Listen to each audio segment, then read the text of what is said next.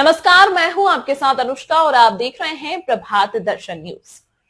CM योगी की कुर्सी पर खतरा, पवन खेड़ा का नया हमला। कांग्रेस नेता पवन खेड़ा ने 23 जुलाई को प्रेस कॉन्फ्रेंस में दावा किया कि उत्तर प्रदेश की राजनीति में अब भाजपा की आंतरिक टकराहट स्पष्ट रूप से दिख रही है।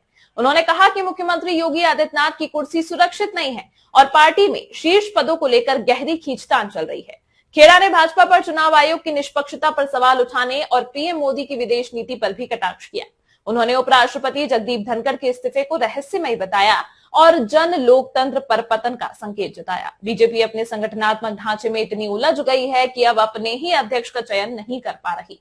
योगी की कुर्सी भी अब सुरक्षित नहीं मानी जा रही। उत्तर प्रदेश की सियासत में आज कांग्रेस नेता पवन खेड़ा के बयान से हलचल मच गई है। दिल्ली में हुई प्रेस कॉन्फ्रेंस में उन्होंने सीधा हमला करते हुए कहा कि बीजेपी के अंदरूनी मतभेद अब किसी से छुपे नहीं हैं। दिल्ली में हुई प्रेस कॉन्फ्रेंस में उन्होंने सीधा हमला करते हुए कहा कि बीजेपी के अंदरूनी मतभेद अब किसी से छुपे नहीं है और मुख्यमंत्री योगी आदित्यनाथ की कुर्सी अब सुरक्षित नहीं मानी जा रही।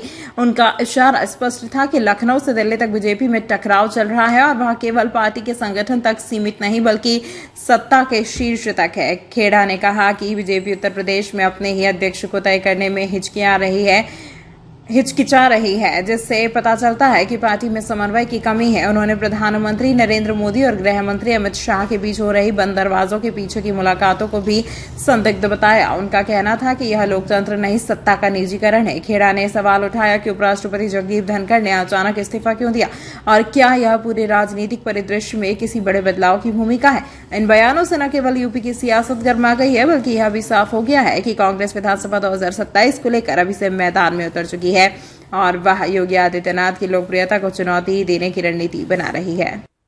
तमाम महत्वपूर्ण खबरों के लिए देखते रहिए प्रभात दर्शन न्यूज।